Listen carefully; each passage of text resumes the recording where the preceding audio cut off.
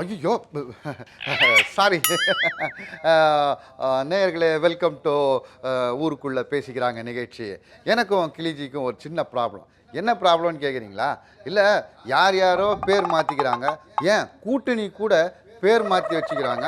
என் பேர் கிளிஜி ரொம்ப பழசாக இருக்குது, எனக்கு ஏதாவது புது பேர் வை அப்படின்னு ஒரே போராட்டம் பண்ணிட்டு இருக்கு. அதனால் இனியிலேருந்து கிளிஜி அப்படின்ற பேரை பேரட் ஜி அப்படின்னு மாற்றிடலான்னு இருக்கேன். என்ன, உங்களுக்கு ஓகேவா? ஜி உங்களுக்கு ஓகேவா? Okay, thank you. பேரட்ஜி. இதில் எக்கோ வேற. ஓகே நேயர்களே, நம்ம தேநீர் விடுதியில் டுபாக்கூர் அரசியல்வாதி அருமை நாயகமும் ஓசிடி குடிக்கிற ஒன்றுத்துக்கு உதவாத தேனப்பனும் ஊரில் நடக்கிற அரசியல் விவகாரங்களை பற்றி நிறைய செய்திகளோட காத்துட்ருக்காங்க. அவங்க என்ன பேசுகிறாங்கன்னு ஒட்டு கேட்போமா? தானாடவில்லை அம்மா சதையாடுது, அது தந்தை என்றும் பிள்ளை என்றும் சதிராடுது. தானாடவில்லை அம்மா. எதுக்கு இப்போ இந்த பாட்டு பாடிட்டு இருக்க? இல்லைண்ணா, உனக்கு தான் தெரியுமே, எனக்கும் எங்கள் அப்பாவுக்கும் கொஞ்ச நாளாவே ஒரு மிஸ் அண்டர்ஸ்டாண்டிங் இருந்ததுன்னு. ஆமாம், நான் வீட்டை விட்டு தனியாக வந்துட்டேன். நான் தம்பி தான் வீட்டில் இருந்து எல்லோரும் கவனிச்சிருந்தான். மனசு கஷ்டமாகவே இருந்தது. ஒரு வேறு வயசாகிடுச்சு பாவம். சரி, என்னடா நம்ம எதுக்கு ஒரு ஈகோவில் இருக்கணும்னு சொல்லிட்டு என் பொண்டாட்டி சொல்கிறான்னு பேச்சு கேட்டு நானும் அவரை போய் பார்த்தேன். நடுவில்லாம் போய் பார்க்குறேன்னு சொன்ன போதெல்லாம் அவர் வந்து முறுக்கின்னு பார்க்க மாட்டேன்ட்டார். கோவத்தில் இருந்துருமா?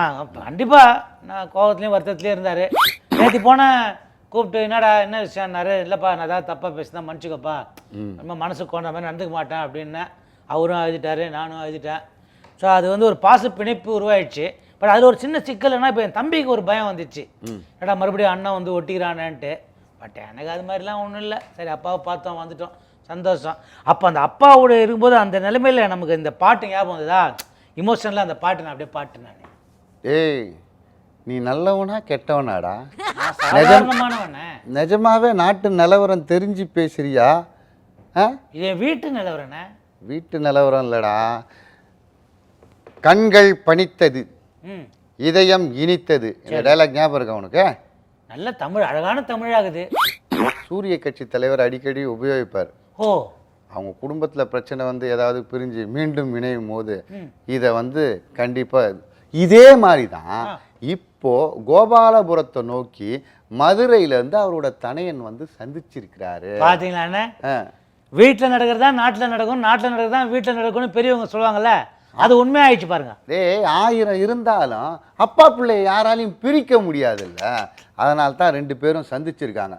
ஆனால் மதுரைக்காரர் தெளிவாக சொல்லியிருக்காரு, பா உடல்நிலை குறைவாக இருக்காரு, அதான் எப்படி இருக்கேன் அப்படின்னு பார்த்துட்டு போகலான்ட்டு வந்தேன். வேறு எந்த பிரச்சனையும் இல்லை, வேறு எந்த விஷயம் நாங்கள் பேசலைன்னு இருக்காரு.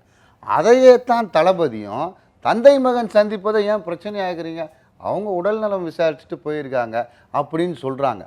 ஆனால் இதை பார்த்துட்டு இருக்க சில பத்திரிகையாளர்கள், அரசியல் விமர்சகர்கள்லாம் வேற ஒரு கேள்வியை முன்வைக்கிறாங்க. என்னது? எப்பெல்லாம் கட்சியில் தளபதி அவர் வளரும்பொழுது முடிவுகளெல்லாம் அவர் எடுக்கிறாரோ அப்போது தலைமையே வேறொரு அதிகார மையத்தை உருவாக்குதோ அப்படின்னு ஒரு டவுட்டு ரொம்ப நாளாக இருக்கு. அந்த மாதிரி கன்ஃபியூஷன் எனக்கு இருக்குது. அது என்னது? அதாவது தென் மண்டலத்தில் வந்து ஸ்ட்ராங் ஆக்குனது மதுரைக்காரர் தான். மறுபடியும் அவருக்கு அந்த அதிகாரத்தை கொடுத்து தளபதியை கொஞ்சம் டம்மி பண்ணுவாங்களோ அப்படின்னு பரவலாக ஊருக்குள்ள பேசிக்கிறாங்க. அதே மாதிரி தான் இன்னொரு விஷயம், எனக்கு ஒரு கன்ஃபியூஷன் இருக்குது. இது சொல்றிய, இப்போது தளபதிக்கும் கலைஞர் ஐயாவுக்கும் நடுவில் வந்து ஒரு கம்யூனிகேஷன் இது மிஸ் ஆகுதுன்றது. இப்போ ஒரு காதர் மொய்தீன் ஐயா இருக்கிறாருல்ல, ஆமாம், சிறுபான்மை கட்சி எவ்வளோ வருஷமாக இருக்கிறார் அவர். ஆமாம், அவர் வந்து 15 சீட்டு கேட்டதாகவும், ஆமாம், இல்லை எப்பவும் போல் நீங்கள் 3 சீட்டா 2 சீட்டா வச்சுங்கன்னு தளபதி ஐயா சொன்னதாகவும் நியூஸ் வந்தது. இது எல்லாருக்கும் தெரியும், ஊரில் பேசிக்கிறாங்க. ஆனால் இப்போ திடீர்னு ஒரு 5 சீட்டு கிடச்சிக்குது நியூஸ் வருது. இது எப்படி? காதர் மொய்தீன் ஐயா போன தடவை 3 சீட்டு வாங்கிட்டு நின்னார். இந்த தடவை 15 தொகுதிகளை எழுதி தளபதி கையில் கொடுத்துருக்காரு. ஐயா, நீங்கள் போன தடவை 3 சீட்டு நின்னீங்க, அதே 3 சீட்டு வேணா நான் ஏற்பாடு பண்ணுறேன் அப்படின்னு சொல்லி அனுப்பிச்சு. தெரியும், அது எப்படி 5 சீட் ஆச்சு, அது மேட்டர் சொல்லி. காலகாலமாக வந்து திமுகவுக்கு ஆதரவு கொடுத்துட்டு இருக்க காதர் மொய்தீன் ஐயா தலைவரை போய் சந்திச்சிருக்காரு. என்ன எல்லாம் பங்கீடெல்லாம் முடிஞ்சிருச்சா அப்படின்னு கேட்க அவர் இல்லை, நாங்கள் 15 தொகுதிகளை முன் வச்சோம், 3 தொகுதிகள் தான் கிடச்சிது அப்படின்னு சொல்ல, அவர் உங்களுக்கு எத்தனை தொகுதிக்கு நிற்கணும்னு ஆசைப்படுறீங்க, அதை பளிச்சுன்னு சொல்லுங்க அப்படின்னு சொன்ன உடனே ஒரு 5 சீட்டு போதும்யா அப்படின்னு கேட்டிருக்காரு. உடனே ஒரு சீட்டில் இந்தாங்க உங்களுக்கு 5 சீட்டுன்னு எழுதி கையில் கொடுத்துட்ருக்காரு. அதான் நடந்ததுன்னு ஊருக்குள்ளே பேசிக்கிறாங்க. ஆனாலும் இது உனக்கு கொஞ்சம் ஓவரா தெரியல. அவங்க 2 பேர் பேசும்போது இன்னும் பக்கத்துலேயே உட்காந்து நோட்ஸ் எடுத்த மாதிரி சொல்லுகிறேனே. ஏய், என்னுடைய ஆட்கள் பல கட்சியிலையும் பரவலாக பரவி இருக்காங்கடா. அந்த சோர்ஸ்லேருந்து வர தகவல் தான் எடுத்துட்டு வந்து இங்கே விடுறேன். இப்போ ஒரு புது கூட்டணி ஃபார்ம் ஆகுது இல்ல, ஆமா. மக்கள் நல கூட்டணியில தேமுதிக இணைஞ்சிட்டாங்க இல்ல. ஆமாம், அதுக்கு காரணமே அரசியல் சாணக்கியர் கலைஞர் வந்து விட்ட ஒரு நியூஸ் தான்றாங்க. எங்களுக்கும் தேமுதிகவும் கூட்டணி பேச்சுவார்த்தை இன்னும் முடியல, கூடிய சீக்கிரம் பழங்கணிஞ்சோட சேரும்னு போட்டாரு. அந்த ட்ரம்ப் கார்டு தான் விளையாடி அந்த கூட்டணி ஃபார்ம் ஆகிறதுக்கு ஒரு இது வழிவகுச்சின்னு சொல்றாங்களே. ஓ, அதனால தான் அடுத்த ட்ரம்ப் கார்டை இறக்கிட்டாரா? அப்படியா? ஆமாம், பாமக கூட பேச்சுவார்த்தை நடத்தலாம்ட்டு லேசாக ஒரு விஷயத்தை கசிய விட்டுருக்காங்க. அப்போ ஓகே ஓகே, பாமக பாஜக சேர்ந்துருங்க. ஏய், இப்படியெல்லாம் சொல்ல முடியாதுடா. ஏன்னா இப்போ ஒரு கூட்டணி வேணும்னு நினச்சிட்டாங்க.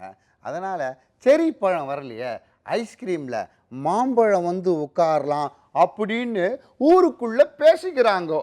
அண்ணா, சூரியனை பற்றி பேசிட்டோம். இப்போ அடுத்தது தாமரை பற்றி பேசுவோமா? தாமரையை பற்றி தேசிய கட்சி சொல்லு, ஏதாவது விஷயம் வச்சிருக்கியா? இப்போ ரீசெண்டாக இந்த கூட்டணி டெவலப்மெண்ட்ஸ்லாம் இருக்குது இல்லைண்ணே. ஆமாம். இதில் ஒரு சாஃப்ட்வேர் அப்டேட் ஆயிடுச்சு, கவனிச்சியா நீ? என்ன ஆச்சு? இதுக்கு முன்னால் தேமுதிக எந்த இடத்துல இருந்தாங்களோ அந்த இடத்துக்கு இப்போ பாமக வந்து நிற்கிறாங்களே, அதை பார்த்தியா நீ? கரெக்டா. முந்தி எல்லாரும் வந்து கேப்டன் கட்சியை சுற்றி சுற்றி வட்டமிட்டாங்க. இப்போ அவர் போய் ஒரு இடத்துல செட்டில் ஆகிட்டனால அடுத்த ஆப்ஷனாக பாமகவை தான் சுற்றி சுற்றி வராங்க. ஆமாம், பாஜகவில் என்ன நியூஸ் அதை சொல்லு. பாஜகவில் என்ன நியூஸ்னா, இப்போது இந்த சின்ன சின்ன லெட்டர் பேட் கட்சிகளாக இருக்குது இல்லை. ஆமாம், அந்த கட்சிகள் எல்லாமே அவங்க இணைச்சிக்கிறதுக்கு தயாராகிட்டாங்க. ஓ, ஆனால் அவங்க சொல்கிறது என்னன்னா, எப்படி இருந்தாலும் நாங்கள் வந்து தனிச்சு தான் நிற்க போகிறோம், அதனால நேர்காணலில் கூட எல்லாரையும் கூப்பிட்டு இந்த உண்மையை சொல்லி அப்படி தனித்து போட்டிட்டா நீங்கள் வந்து கண்டெஸ்ட் பண்ணுறதுக்கு ரெடியா அப்படின்னு அவங்கக்கிட்ட உண்மையை சொல்லி தான் நேர்காணலே நடத்துகிறாங்கன்னு சொல்லி ஊருக்குள்ளே பேசிக்கிறாங்க.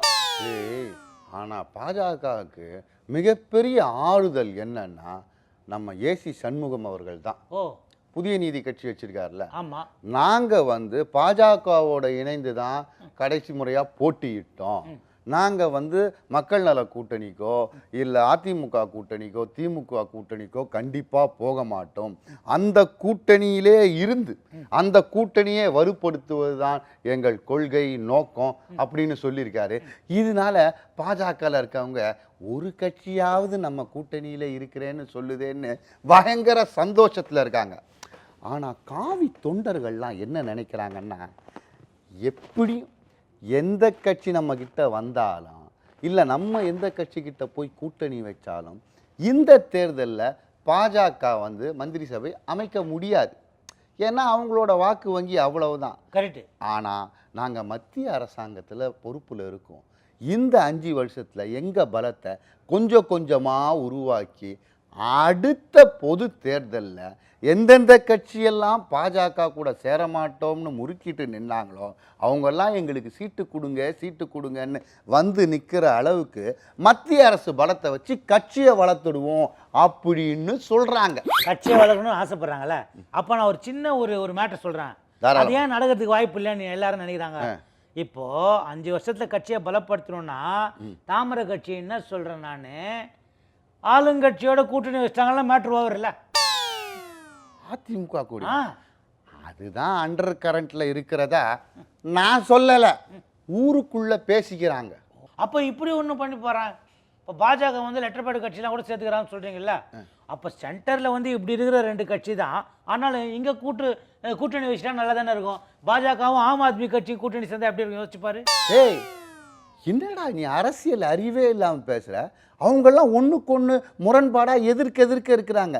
எனக்கு இதில் என்ன பெரிய அரசியல் வாய்ப்பு தெரியுதுன்னா, லெட்டர் பேடு கட்சிகள்லாம் பாஜக சேர்த்துக்கிறதுனால நானும் போய் பாஜகவில் சேர்ந்துடலாமான்னு யோசிக்கிறேன். ஆனால் லெட்டர் பேட் அடிக்க காசு இல்லை. ஆனால் என்னன்னா ஒரே ஒரு விஷயம், ஆம் ஆத்மி கட்சி எங்கே இருக்குதுன்னு தமிழ்நாட்டில் எல்லாரும் கேட்குறாங்க. ஐ மீன் ஊருக்குள்ளே பேசிக்கிறாங்க.